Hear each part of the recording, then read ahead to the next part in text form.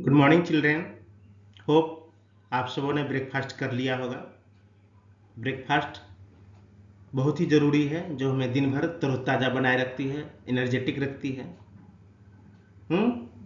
मतलब न्यूट्रिएंट्स हमें बहुत ज़रूरी है, चाहे कोई भी ऑर्गेनिज्म हो, एनिमल्स हो, प्लांट्स हो, व्हाटएवर। तो आज हम लोग पढ़ने जा रहे हैं how do plants get their nutrition. Nutrition in plants आपके साइंस सब्जेक्ट का चैप्टर 1, जिसे आज हम पढ़ेंगे, जिस पर डिस्कस करेंगे। क्लास आरंभ करने से पहले हम भगवान सरस्वती की प्रार्थना करते हैं। आइए आप सब हमारे साथ बोलें। ओम ऐं ह्रीं वद वद वार वादिनी श्री सरस्वत्यो नमः।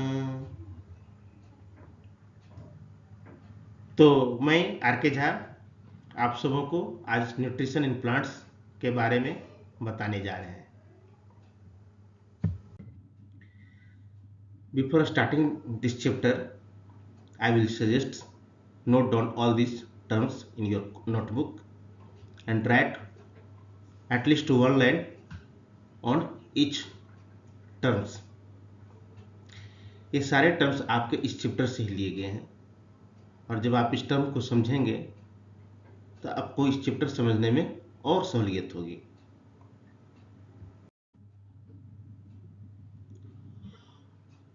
All living organisms require food.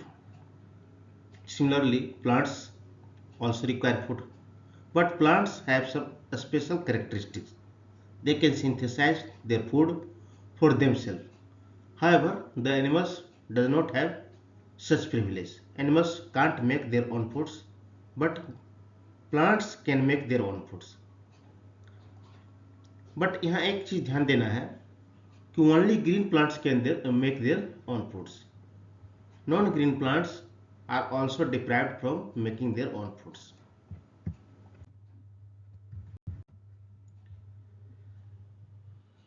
So what is the process of making food by green plants? So the process of making food by green plants is called photosynthesis. Do you know leaves are the food factories of plants? ये जो leaves होता है यही हमारे green plants का food factory है, जहाँ plants अपना food तैयार करते हैं। और फैक्ट्री है तो उसको कच्चा माल चाहिए, रॉ मटेरियल चाहिए। तो फूड बनाने का रॉ मटेरियल क्या होगा? तो वाटर है, मिनरल्स है जो कि सॉइल्स में पाए जाते हैं। ये वाटर और मिनरल्स लीव्स तक कैसे पहुंचेंगे? तो जैसे फैक्ट्री तक पहुंचाने के लिए ट्रांसपोर्ट व्हीकल्स होती हैं, उसी तरह हमारे प्लांट्स में भी कुछ ट्रांसपोर्ट व्हीकल्स हैं जो कि सॉइल से वाटर और मिनरल्स को लीव्स तक पहुंचाते हैं। Those transport vehicles are xylem. ये वेसल्स होते हैं, पाइप नुमा, डक्ट नुमा। ये वेसल्स, प्लांट्स में दो वेसल्स होते हैं, जाइलम और फ्लोएम। तो जो जाइलम होते हैं वो सॉइल से रूट्स के थ्रू वाटर और मिनरल्स को एब्जॉर्ब करके लीव्स तक पहुंचाते हैं। और जो फ्लोएम होते हैं, लीव्स में फोटोसिंथेसिस के बाद जो फूड तैयार होते हैं उसको डिफरेंट पार्ट्स ऑफ प्लांट्स में ले जाते हैं। तो याद रहेगा जाइलम और फ्लोएम। नाउ एयर में जो कार्बन डाइऑक्साइड है वह कैसे आता है प्लांट्स के पास? तो जो लीफ होता है उसमें बहुत सारे टीनी पोर्स होते हैं, यानी स्मॉल छेद होते हैं, जो कि स्टोमाटा कहलाता है। Those stomata absorb carbon dioxide from air and help in the process of making food. The green leaves have certain green pigment. Those are known as chlorophyll. Chloro मतलब ही होता है green, फिल मतलब pigment. आप देखेंगे जो भी colour होता है प्लांट्स का या एनिमल्स का, वो पिगमेंट के वजह से होता है। जैसे हमारे ब्लड का कलर रेड होता है क्योंकि हीमोग्लोबिन नामक पिगमेंट है। तो उसी तरह लिव्स ग्रीन होता है क्योंकि उसमें क्लोरोफिल नामक पिगमेंट होता है। इसका काम क्या है? तो it helps to capture the energy of sunlight. Now Since the synthesis of food occurs in the presence of sunlight, it is called photosynthesis. Photo मतलब ही होता है लाइट, तो ये सारा प्रोसेस लाइट की सनलाइट के प्रेजेंस में होता है, इसलिए इसका नाम फोटोसिंथेसिस पड़ा है। The solar energy is captured by the leaves and stored in the plants in the form of food. Thus, sun is the ultimate source of energy for all living organisms. ध्यान होगा, हम लोग हमेशा ultimate energy की बात करते हैं। Who is the ultimate energy? The entire universe sun से गाइडेड है। Sun is the ultimate source of energy. और फोटोसिंथेसिस में भी उस एनर्जी, सोलर एनर्जी को कैप्चर किया जाता है और फूड के रूप में प्लांट सिंथेसाइज करते हैं। ओके, अब ये कुछ डायग्राम्स लिए गए हैं एनसीईआरटी के बुक से ही। आप इसमें देखिए फोटोसिंथेसिस कैसे होता है। Basically basic formula of photosynthesis is carbon dioxide plus water. ये क्या? In the presence of sunlight and chlorophyll make carbohydrate. और oxygen is the by product of photosynthesis. देखिए, जब आप अच्छा काम करते हैं तो आपके साथ अच्छा रिजल्ट आता है। तो फोटोसिंथेसिस में बनाया जा रहा था प्लांट्स फूड, और ऑक्सीजन बाय प्रोडक्ट के रूप में निकल रहा है, जो कि हमारे एनवायरनमेंट में वापस आता है और हम उसे जीवनदायिनी भी मानते हैं, क्योंकि अगर ऑक्सीजन ना रहे तो क्या होगा, लोगों का जिंदा होना मुश्किल हो जाएगा। तो oxygen is the by product. By product मतलब सेकेंडरी प्रोडक्ट, बाय मतलब सेकेंड, तो secondary product of photosynthesis. Main product of photosynthesis what? Carbohydrate. Carbohydrate is the food substance for plants. अब देखिए, यह लाइट एनर्जी सन के थ्रू आ रही है, carbon dioxide air से आ रहा है, ये लीव्स कैप्चर करता है, और रूट से जो water and minerals through capture किया जाता है, जहाँ जो कि लीव्स में जाता है, और यहाँ फोटोसिंथेसिस बनता है। फोटोसिंथेसिस होता है और ऑक्सीजन बाहर रिलीज हो जाता है, फिर फूड जो बनता है वो प्लांट्स के डिफरेंट पार्ट्स में ट्रांसफर किए जाते हैं। ये पिक्चर जो दिख रहा है ये क्लोरोफिल है, और ये जो आप देख रहे हैं लिप में स्टोमेटा किस तरह से होता है, ये स्टोमेटल ओपनिंग है। स्टोमेटा एक तरह से लिप का दरवाजा है, जो कि एयर को एब्जॉर्ब करता है और रिलीज करता है, यानी कार्बन डाइऑक्साइड को एब्जॉर्ब करता है और ऑक्सीजन को रिलीज करता है। The leaves other than green also have chlorophyll. अब एक बात आप देखते होंगे, बहुत सारे खासकर डेकोरेटिव प्लांट्स जिसमें कि ग्रीन लीव्स नहीं होते हैं, डिफरेंट कलर्स लीव्स होते हैं, तो क्या वो अपना खाना नहीं बनाएंगे? क्या वो उनमें क्लोरोफिल होता है? तो उसमें भी होता है, उसके स्टेम ग्रीन होते हैं, उस प्लांट्स में भी क्लोरोफिल होते हैं। हालांकि क्लोरोफिल के अलावा और भी कलर पिगमेंट होते हैं, जैसे कुछ प्लांट्स येलो होते हैं तो उसमें जिंथोफिल होते हैं, कुछ रेड होते हैं उसमें एरिथ्रोफिल्स होते हैं। तो अलग अलग कलर पिगमेंट की वजह से उसका लीफ का कलर जैसो चेंज करता है। हालांकि उसमें भी क्लोरोफिल होते हैं जो कि फोटोसिंथेसिस में हेल्प करते हैं और अपना फूड बना पाते हैं। ये डिफरेंट कलर्स ऑफ लीव्स आप इस पिक्चर में देख पा रहे हैं। Some are red, brown and other pigments mask the green colour. Mask मतलब यानी ग्रीन कलर को कवर कर देता है। मास्क लगाते हैं ना फेस में, तो हमारा फेस कवर हो जाता है। तो इन पिगमेंट्स के जो अदर देन क्लोरोफिल पिगमेंट हैं, उनके एबंडेंस है, यानी जब वो काफ़ी ज़्यादा क्लोरोफिल से ज़्यादा हो जाते हैं तो उनके एबंडेंस की वजह से मेन कलर जो है सो मास्क हो जाता है। नाउ अलगी। अलगी क्या है? आप देखते होंगे तालाब में कभी पानी में जैसे बहुत सारे ग्रीन जाल नुमा जैसे प्लांट्स तैरते हुए दिखेंगे। ये क्या है? These are slimy green patches generally found in ponds or stagnant water bodies and are called algae. They contain chlorophyll which gives them the green color. ये algae जो होते हैं ग्रीन होते हैं और इनमें क्लोरोफिल बहुत ज़्यादा है, इसलिए ग्रीन होते हैं। ये अपना फूड खुद तैयार करते हैं बाकी ग्रीन प्लांट्स की तरह। और आजकल आप देखेंगे खासकर जो पॉन्ड्स होते हैं उनमें अलगी बहुत ज़्यादा हो जाता है। अब ज़्यादा अलगी होना पोर्ट्स के लाइफ के लिए अच्छी बात नहीं है।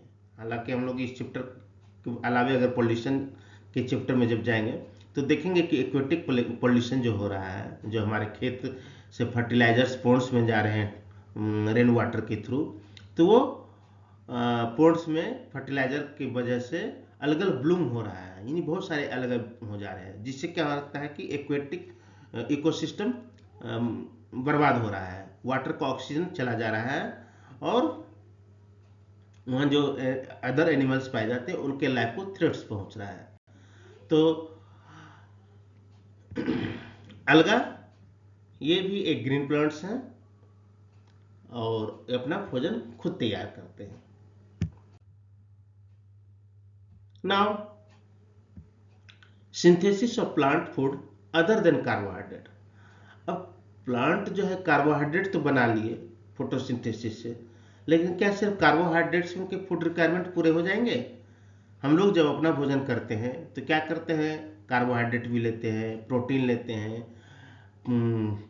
फैट लेते हैं, लिपिड्स लेते हैं। तो प्लांट्स को क्या ये इन सबों की जरूरत नहीं है? उन्हें भी प्रोटीन्स की जरूरत है, ग्रोथ है तो प्रोटीन्स चाहिए। और प्रोटीन कैसे मिलेगा? तो एमिनो एसिड्स चाहिए, और एमिनो एसिड्स कैसे मिलेगा? नाइट्रोजन चाहिए। तो नाइट्रोजन कैसे लेते हैं?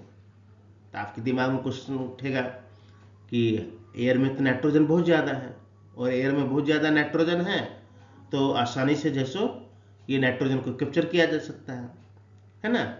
लेकिन ये नाइट्रोजन एयर से प्लांट में कैसे आएगा? तो plants synthesise carbohydrates through the process of photosynthesis, जैसे हमने लास्ट स्लाइड में देखा। और carbohydrates are made of carbon, hydrogen and oxygen. Carbohydrates का फॉर्मूला क्या होता है? C6H12O6, यानी 6 कार्बन 12 हाइड्रोजन और 6 ऑक्सीजन मिलकर जैसो एक कार्बोहाइड्रेट्स का निर्माण करते हैं। These carbohydrates are used to synthesize other components of food such as proteins and fats.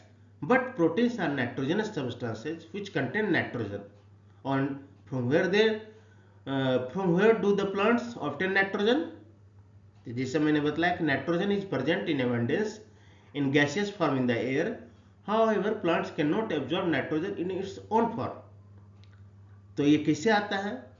तो सॉइल में कुछ बैक्टीरिया होते हैं, जैसे मेनली राइजोबियम, जो कि एटमॉस्फेरिक नाइट्रोजन को प्लांट्स यूज कर सके इस फॉर्म में कन्वर्ट कर देते हैं। The soil has certain bacteria like rhizobium that convert gaseous nitrogen into a usable form and release it into the soil. और हम अक्सर देखते हैं किसान खेत में क्या करते हैं, फर्टिलाइजर ऐड करते हैं।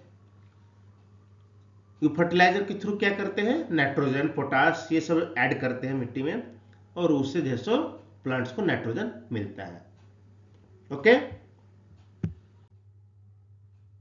नाउ आपने ये अभी तो देखा कि ये जैसो प्लांट्स अपना भोजन खुद बना रहे हैं, इसलिए इनको ऑटोट्रॉफी भी कहते हैं। ऑटो मतलब ऑटोमेटिक, ट्रॉफ्स फूड्स बनाना। तो जो प्लांट्स खुद अपना भोजन बना रहे हैं उनको ऑटोट्रॉफ्स कहते हैं, जिसमें ग्रीन प्लांट्स आते हैं। लेकिन कुछ प्लांट्स हैं जो कि अपना भोजन खुद नहीं बनाते हैं, वो दूसरे पे डिपेंडेंट होते हैं, इसलिए उनको कहा गया हेट्रोट्रॉफी, हेट्रोट्रॉफ्स। हेट्रो मतलब dependent, atropes food. So those plants who are dependent on other plants for their own foods are called heterotrophic plants, and such mode of nutrition is called heterotrophic mode of nutrition. For example आप इस figure में देखें कि जो yellow करके plants को, green plants के ऊपर येलो येलो दिख रहा है, वो हम लोग गांव देहात में देखते हैं, अमरलत्ता, अमरबेल, कसकट्टा इसको कहते हैं। तो ये एक प्लांट है जिसके पास कोई क्लोरोफिल नहीं है। A plant called कसकट्टा, it doesn't have any chlorophyll. It takes ready-made food from the plant on which it is clinging. जिस प्लांट पे है उसी से यह भोजन ले लेता है। एंड इस तरह के जो प्लांट्स होते हैं उसको क्या कहा जाता है, पैरासाइट। पैरासाइट का क्या होता है कि वह दूसरे का बना बनाया भोजन जैसो उड़ लेकर जिंदा रहता है। तो जिस प्लांट्स पे वह जिंदा रहता है उसको कहा जाता है होस्ट। जैसे अभी जो बच्चे हैं, हम लोग हैं, आप लोग जो बच्चे पढ़ रहे हैं, वो अपना भोजन बनाते हैं नहीं बनाते, उनके पेरेंट्स, आपके मम्मी पापा बनाते हैं। तो आप एक तरह से खुद को भी पैरासाइट कर सकते हैं, मैं हम अपने पेरेंट्स पर डिपेंड करते हैं। हम्म? तो खैर, जो कपाट, those plants or animals which are dependent on other plants or animals for their foods are called parasite, and those plants which provides food are called host.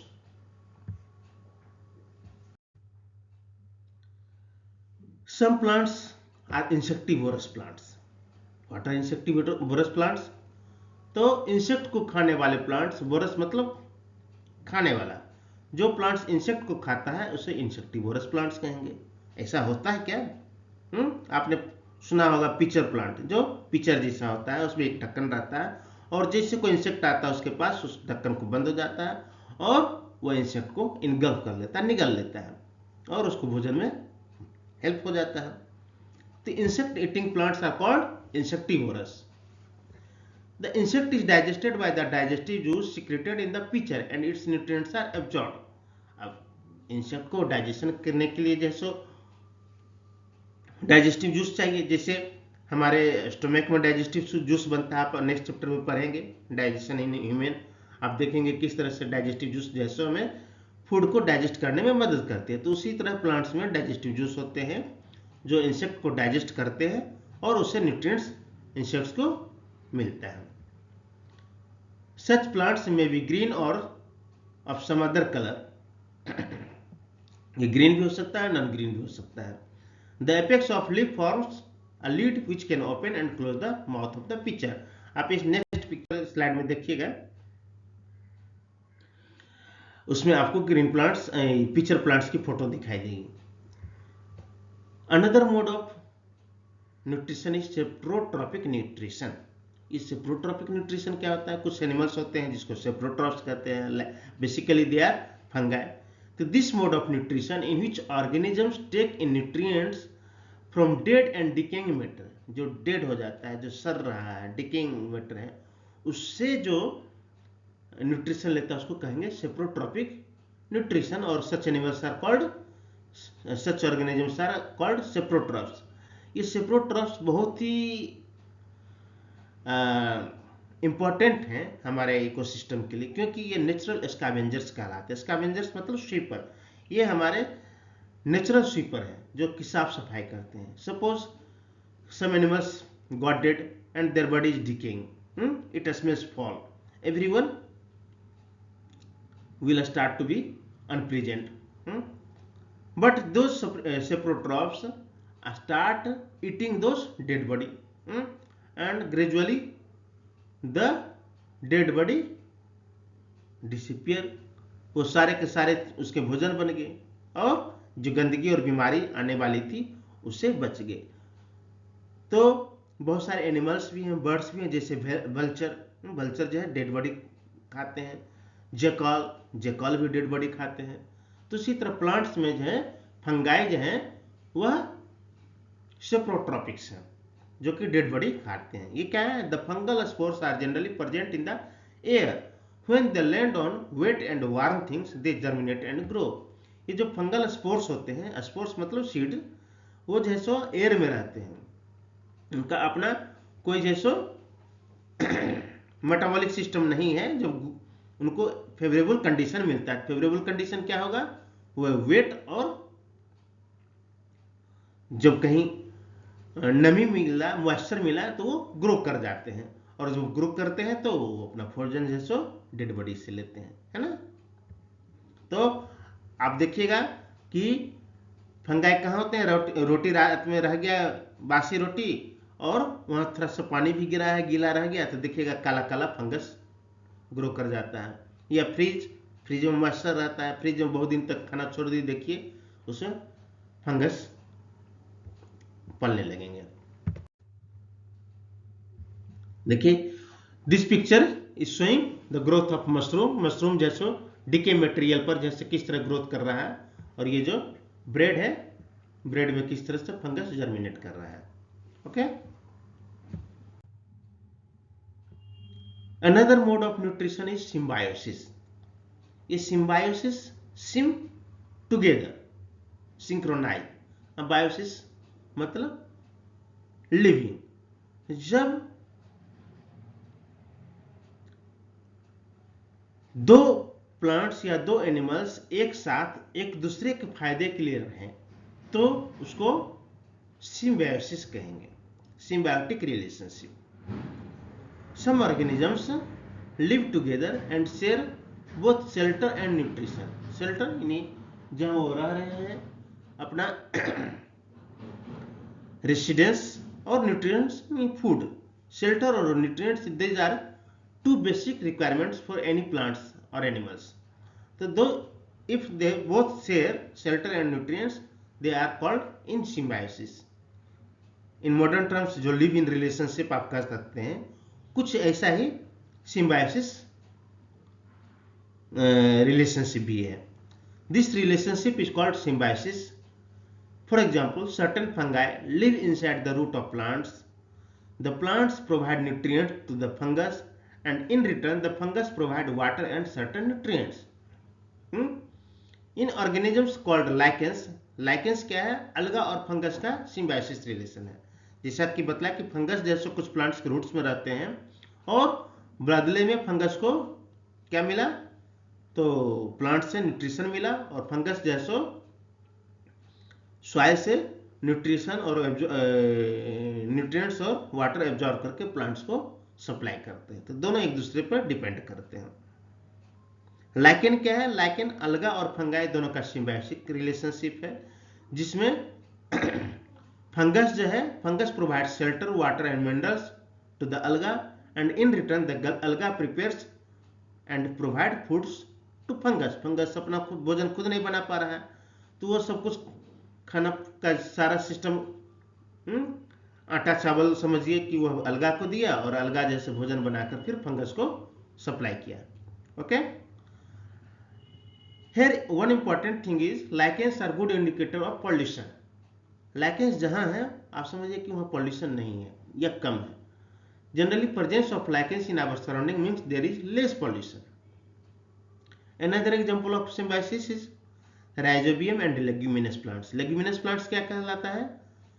जिस प्लांट्स के रूट में नोड्स हो, and basically those plants are दलहन pulse plants, जैसे gram, peanuts, ये सब जैसो इसके रूट में नोड्स होते हैं और उसमें राइजोबियम रहते हैं। ये राइजोबियम क्या करता है कि एयर से नाइट्रोजन को ट्रैप करता है, एब्जॉर्ब करता है और इसको जैसो प्लांट्स के यूजेबल फॉर्म में कन्वर्ट करता है। तो प्लांट्स को मिल गया नाइट्रोजन और राइजोबियम को मिल गया शेल्टर एंड न्यूट्रिएंट्स। प्लांट्स से जो भोजन भी मिल गया, घर भी मिल गया रहने के लिए। एक ये फिगर आप देख रहे हैं लाइकेंस का है, अपने आसपास देखिएगा, दीवार पर भी कभी कभी लाइकेंस बन जाता है जहां पानी रहता है, पानी टंकी के आसपास प्राय। और एक हमने ये पिक्चर डाला है, आप देखिएगा कि एनिमल्स पे गाय, भैंस, इसके पीठ पे अक्सर बगुला बैठा रहता है। तो ये क्या करता है कि इसके पीठ पे जैसे कुछ जूं कभी कभी हो जाते हैं तो उसको खाता है ये चिड़िया। तो चिड़िया को खाना मिल गया और एनिमल को आराम मिला, उस जूस से मुक्ति मिली। तो दोनों को एक दूसरे से फायदा हो रहा है। तो सच relationship will be called symbiotic relationship. Okay,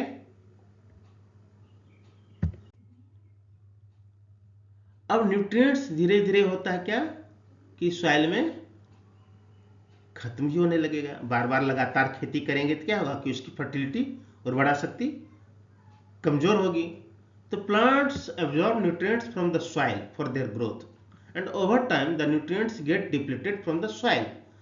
the nutrients can be returned into the soil by applying manures and fertilisers और बाय नेचुरल मेथड्स। अब ये सॉइल का जो न्यूट्रिएंट्स है कैसे वापस आएगा?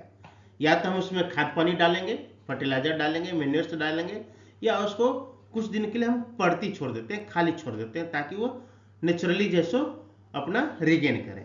पहले आप देखते होंगे कि खेत को फसल कटने के बाद कुछ दिन खाली छोड़ा जाता है ताकि वो अपना रिस्टोर कर सके, अपनी फर्टिलिटी को फिर रिस्टोर कर सके, न्यूट्रिएंट्स को रिगेन कर सके। अब हमारे पास टेक्नोलॉजी बहुत है, हमारे पास फर्टिलाइजर बहुत है, तो हम लोग खेत को खाली नहीं छोड़ते हैं, लगातार खेत का एक्सप्लॉयटेशन करते जाते हैं। बहुत सारे फसल, एक फसल काटा दूसरा फसल तुरंत बो देते हैं और उसमें फर्टिलाइजर्स डाल देते हैं, मेन्योर्स डालते हैं, वर्मी कंपोस्ट करते हैं।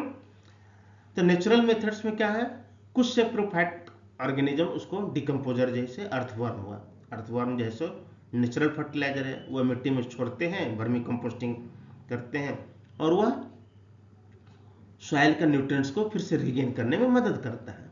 तो decomposers are generally bacteria and fungi that break down और decomposes the dead remain of plants and animals into simple substance which is again absorbed as nutrients by plants. अब जो plants का harvesting करते हैं तो बहुत सारा कचरा जैसो प्लांट्स का जो रिमेन्स है वो खेत में रहता है और लोग उसको क्या करते हैं, जानकारी के अभाव में उसको जला देते हैं, जिसको पराली जलाना आजकल सुनते हैं। ये जो प्लांट्स का जो रिमेन है उसको जलाने से क्या होता है, एक तो एयर पोल्यूशन हो रहा है, आज के डेट में ग्लोबल वार्मिंग का बहुत बड़ा रीजन पराली भी माना जाता है, और दूसरा क्या है कि गर्म करने से मिट्टी भी हिट होगा और उसमें जो भी माइक्रो ऑर्गेनिजम्स होंगे वो डेड हो जाएंगे। उससे क्या होगा कि सॉइल की जो फर्टिलिटी है, वह सॉइल का जो न्यूट्रिएंट्स है वो खत्म हो जाएगा। तो डबल लॉस है पराली जलाने से, एयर पोल्यूशन अलग और सॉइल की जो फर्टिलिटी है और न्यूट्रिएंट्स है उसका लॉस अलग। तो उससे बेहतर है कि हम खेत में कुछ डिकम्पोजर को छोड़ दें और जो प्लांट्स के रिमेन्स हैं, जो कचरे हैं, उसको जैसे डिकम्पोज करके प्लांट्स में नेचुरल फर्टिलाइजर दे सके, जिससे हमारा सॉइल में नेचुरल फर्टिलाइजर ला सके, जिससे हमारा सॉइल का न्यूट्रिएंट्स है फिर से रिगेन हो सके। क्लियर? अब ये एक साइकिल है, किस तरह से सॉइल में न्यूट्रिएंट्स का आना जाना लगा होता है। जैसे यहाँ आप देखेंगे सनलाइट है, सनलाइट से आ रहा प्रोड्यूसर ग्रीन प्लांट्स, यह जैसो फोटो बना रहा है, फोटोसिंथेसिस करके फूड तैयार करता है और या तो से एनिमल द्वारा खा लिया जाएगा और एनिमल जब मरेंगे तो फिर वो डिकम्पोज करेंगे।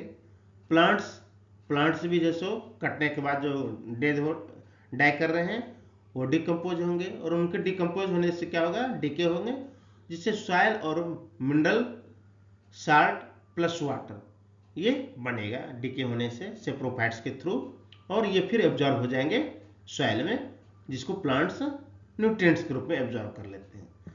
तो ये साइकिल चलता रहता है, प्लांट्स फूड बनाते हैं फिर डिकम्पोज होते हैं, प्लांट्स को एनिमल खाता है, फिर वो एनिमल मरने के बाद डिकम्पोज होते हैं और डिकम्पोज होने के बाद वो कहाँ जाते हैं, फिर सॉइल में एब्जॉर्ब कर लिए जाते हैं न्यूट्रिएंट्स के through.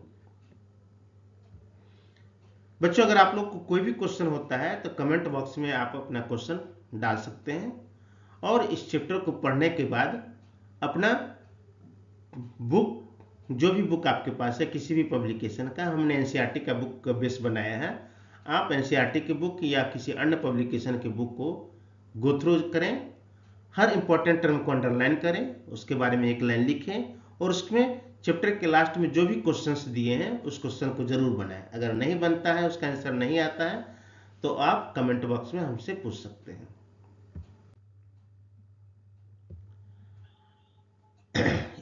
Nutrients in plants, nutrition in plants का हमारा जो आज का टॉपिक था वो लगभग खत्म हो गया है। एक बार हम फिर से रिवाइज करते हैं कि हमने क्या सब पढ़ा। जैसा all organisms need food and utilise it to get energy, हर ऑर्गेनिज्म को चाहिए फूड, क्यों? एनर्जी के लिए। और एनर्जी क्यों चाहिए? Growth and maintenance of their body. Green plant synthesise food for themselves by the process of photosynthesis. तो ऑल ऑर्गेनिज्म में ग्रीन प्लांट्स भी है, उसको भी चाहिए एनर्जी, उसको भी चाहिए फूड। हालांकि उनमें स्पेशल कैरेक्टर है कि वो they can make their own food by the process of photosynthesis, and that's why those green plants are called autotrophs. Auto मैंने बताया ऑटोमेटिक, ट्रॉफ्स फूड सिंथेसिस, जो अपना भोजन खुद बना ले, ऑटोमेटिक बना ले, उनको कहेंगे autotrophs. Plants like cuscuta are parasites. Parasites जिसका अपना भोजन नहीं है, अपना किचन नहीं है, दूसरे के किचन में जाके खा लेता है। They take food from the host plant. Plants use simple chemical substance like carbon dioxide, water, and minerals for the synthesis of food. Chlorophyll, water, carbon dioxide, and sunlight are the essential requirement for photosynthesis. Photosynthesis के लिए क्या सब चाहिए? Chlorophyll, water, carbon dioxide, and sunlight. इनके presence में जो photosynthesis होता है, इन कार्बोहाइड्रेट का निर्माण होता है, प्लांट्स फूड बनाते हैं। वही फूड सब जगह चलता है, हम लोग भी उसी प्लांट्स के फूड को एब्जॉर्ब करते हैं। Complex chemical substances such as carbohydrates are the products of photosynthesis. Solar energy is absorbed by the chlorophyll present in leaves या plants. Or oxygen is produced during photosynthesis. Oxygen released in photosynthesis is utilized by living organism for their survival. Oxygen हमारा photosynthesis के by products में मिला और वह बहुत important है, सारे लोगों के जीवन की बात है, जीवनदायिनी कहते हैं हम इसे। Many fungi derive nutrition from dead and decaying matter. Fungi क्या था? सेप्रोट्रॉप्स था, जो कि डेड और डिकेइंग मैटर से अपना न्यूट्रिशन लेता है। They are called saprotrophs. A few plants and all animals are dependent on others for their food and are called heterotrophs. जो हम लोग हैं एनिमल्स, ह्यूमन बींग्स, जो हेट्रोट्रॉप्स हैं, हेट्रो मतलब डिपेंडेंट, जो फूड के लिए दूसरे पर, न्यूट्रिएंट्स के लिए दूसरे प्लांट, एनिमल या ऑर्गेनिज्म पर डिपेंड करते हैं। Basically all depends on green plants. तो सच एनिमल्स और organisms are called heterotrophs. This was all about nutrition in plants.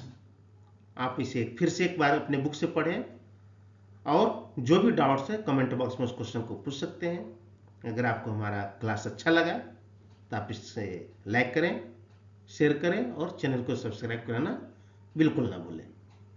Thank you.